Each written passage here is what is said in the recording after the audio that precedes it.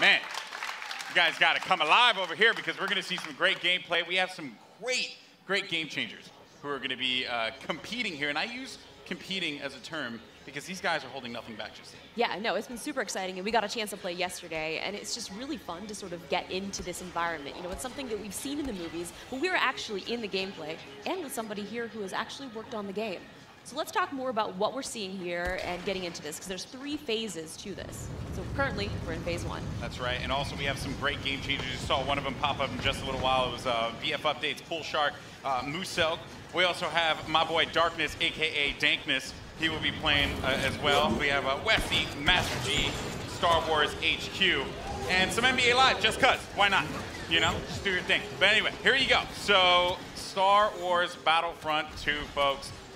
Now, this is awesome because essentially phase 1, you get to escort an MTT down the street of Theed here, and the pressure is on for the clones. They have to hold back the assault here, Paul. They do, definitely. The droids are sitting there trying to escort that MTT up the main pathway. If they're successful, we go on to that phase 2. But right now, what we're seeing is some specialist gameplay from, I think, Battlefront updates. Yeah, let's actually talk about the specialists. And also, you're going to see a couple different classes here. This class in particular that Massive G is using is the heavy class. Specialist, kind of your sniper, right? But the heavy class, what do they do here? So the heavy class is great. They got a bit more health than your average trooper. They're also able to pop that combat shield, try to push into areas. So you can see those guys as pushers or defenders in some areas.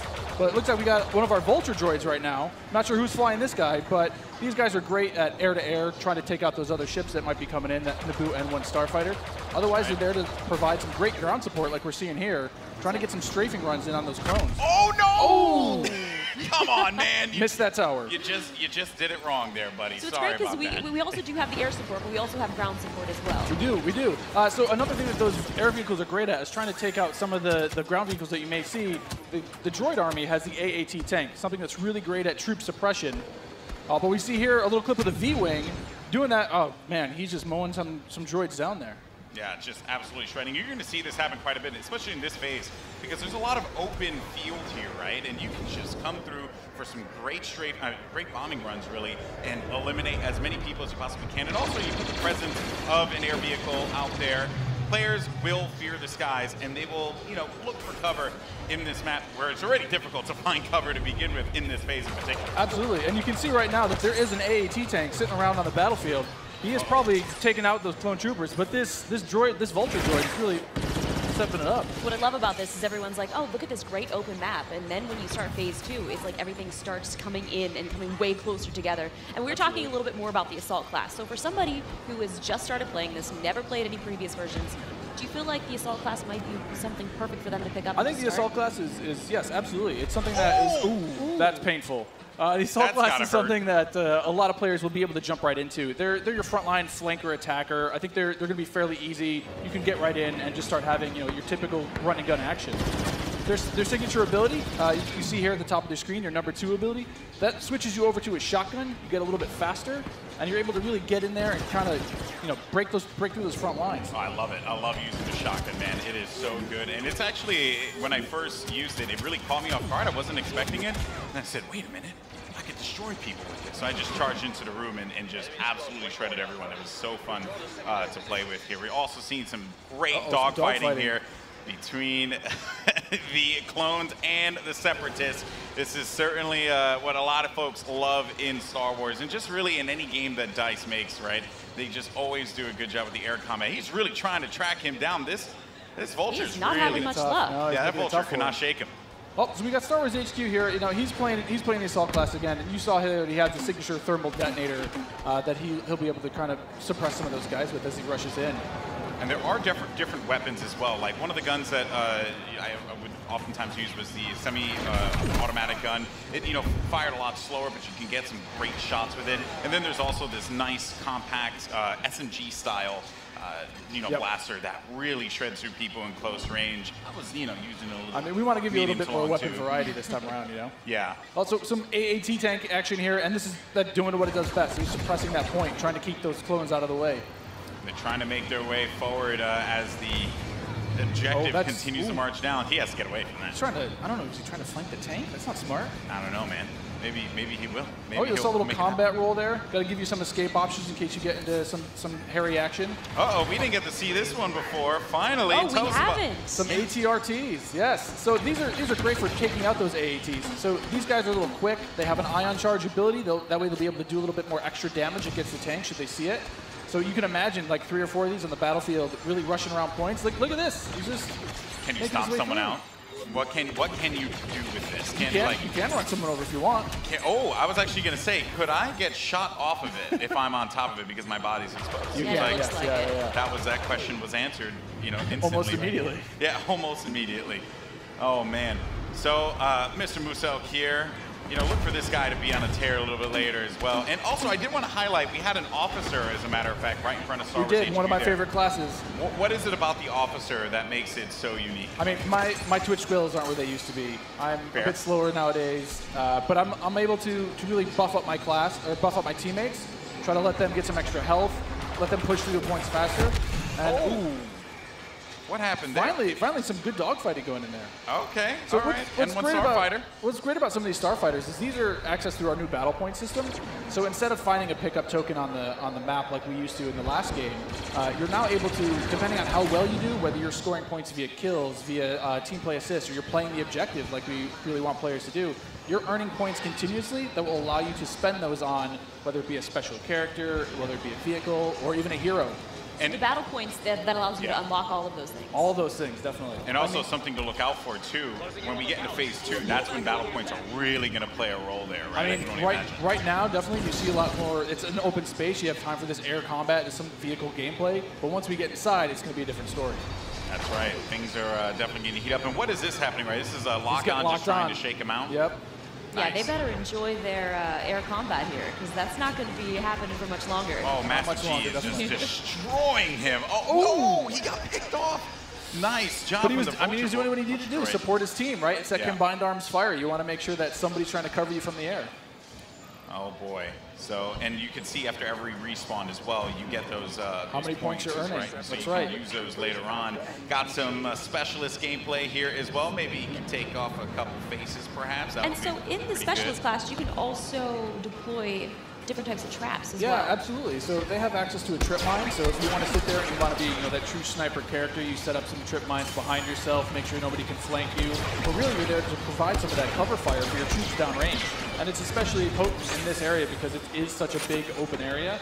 So that specialist will really shine in phase 1.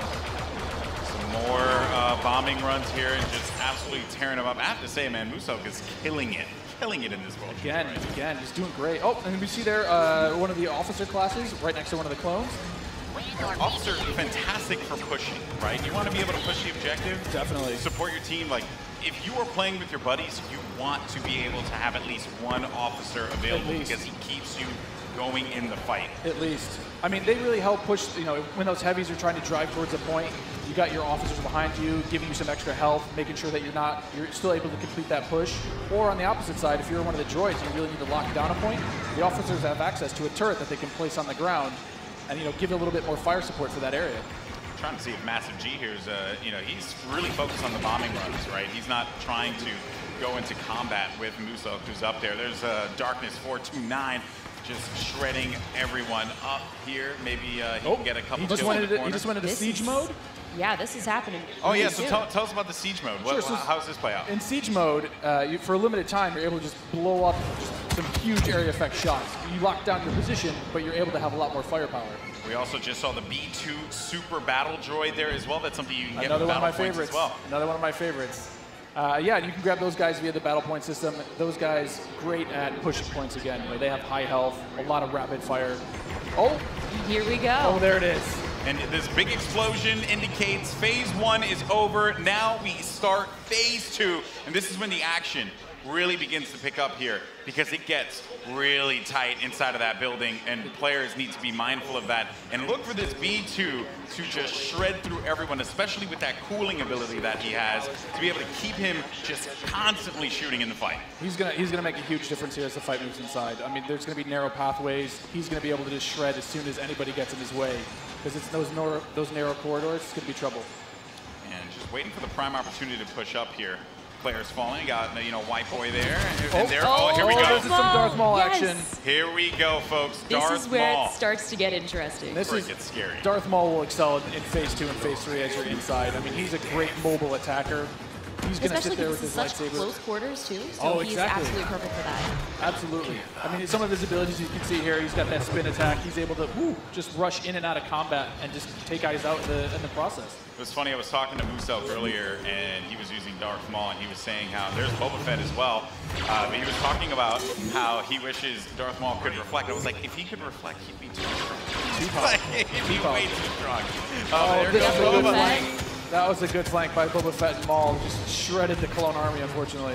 What role does Boba Fett fill in this battle? Boba Fett is definitely a hunter-killer. So if the clone army is able to get some of their heroes in play, like this is where Boba Fett will really shine. Is with that jetpack of his, he's able to kind of float above the battlefield, fire off some rockets, and really just take out an individual target. And so what difference does he have from the last game?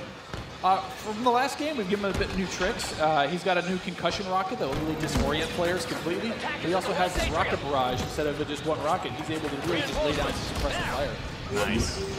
Also, one thing to keep in mind, we saw the B2, here we go, but on the clone side, there are specialist, characters that you can pick up as well. We haven't seen much of it yet, but that would be the clone jump trooper. That's right. Very different from the standard like assault class or heavy class. It has the jump jets that you love from Battlefront, the original. That's right. Brought back here, but now focused on the central class. Exactly. Yeah, we're back to Boba Fett here with the Look at rocket that. jumps there. He's shredding through. He will just lay down so much firepower. It's intense. Oh, they got him though. Down. Jesse was able to find him on that one, Yep. but here comes some officer gameplay here. Oh, good. Finally, somebody playing some support. Support people matter too. They do. You gotta give them some love. We're the linchpin of the team, Yeah, exactly. Now, what is his 2 exactly? His 2 is the healing ability? His 2 ability is that, yeah, exactly. It's that healing ability. It gives you a little bit of buff for your little over health, but it also heals you back up. So it's, we got some of the jump troopers. Oh boy, and here we go. It's getting ready for phase 3 in just a little bit. There's a jump trooper. We talked about him before.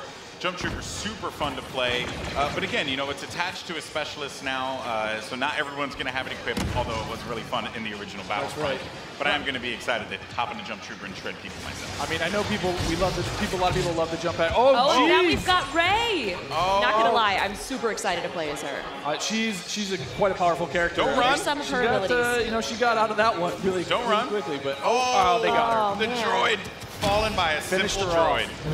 No, but Rey how does her mind trick affect enemies? Absolutely. So Rey's mind trick is something that against all enemies, they'll be confused for a little bit, and your controls will kind of work against you, making you a little bit more vulnerable to attack. Just so you guys know, this is when it gets insane. Because there's so much going on here, and was that a little Han? We saw a little Han, yeah. Are we gonna get some Han? I hope so. I hope so. But I mean, you saw it earlier. So every time you finish a life, we'll show you how many battle points you have, and some people have enough points to get those reinforcements. And especially this late in the game, you'll see a lot more of these special classes coming out, a lot more of the heroes coming out. So again, this jump trooper here, with his rocket launcher and his jump pack, trying to be mobile, trying to fly into that last zone and capture a point. This is really where heavies are going to thrive as well, because my goodness, you just see laying down fire through the doorway, just absolutely dominating the clones. They need to push out. They need to fight this one out here. There are so many lives left that the Separatists have to their team. They could really run through this. The clones have to start acting fast, because if they cap it, that will be it. The Separatists will win this game. It's not looking so good for my boys in the clone army. I'm a Separatist fan, so I'm excited. I'm just gonna go on whichever team wins. Oh, okay. So I'm not gonna be too picky here. Okay, jump and ship. I understand that. No loyalties. Maybe you are Sith after all. Maybe I am. Oh, who knows? Shots fired. Shots fired. Yeah. So in this third phase, though, the droids are trying to capture that throne room. So you can see here, if you remember, it's just this is the main throne. And this is such super close quarters. Do you have any sort of strategies that you would? Absolutely. I mean, if you're the clones, you're hoping that. Oh, geez. Han Solo's just getting torn up. This is gonna be trouble. It's like too soon, man. I can't relive Force Awakens again. Don't do it. Darth Maul is just destroying absolutely everything. I mean, is there any tips to taking him down? I mean, you want to try to combined arms fire. Oh. The tip is blasters. Run away. Maybe run away. Run away and just shoot the crap out of Darth Maul. Oh, man. He was our MVP. Look at that. Nice stuff. Musel, congratulations.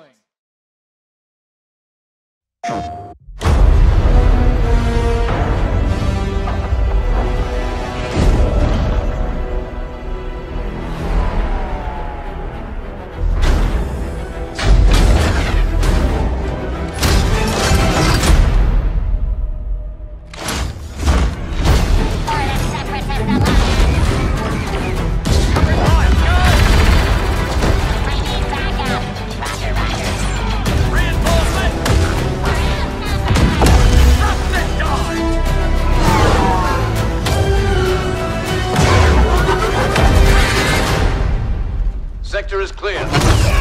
Not clear! Not clear!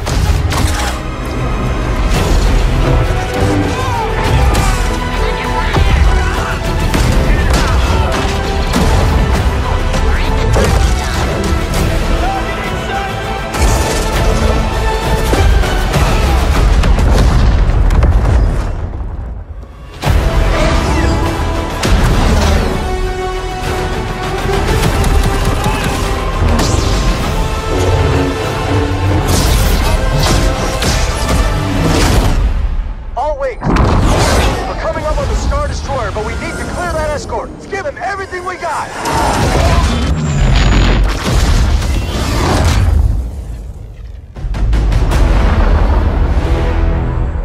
Here are next assignments. They are unusual. Grab onto something. I'm trying.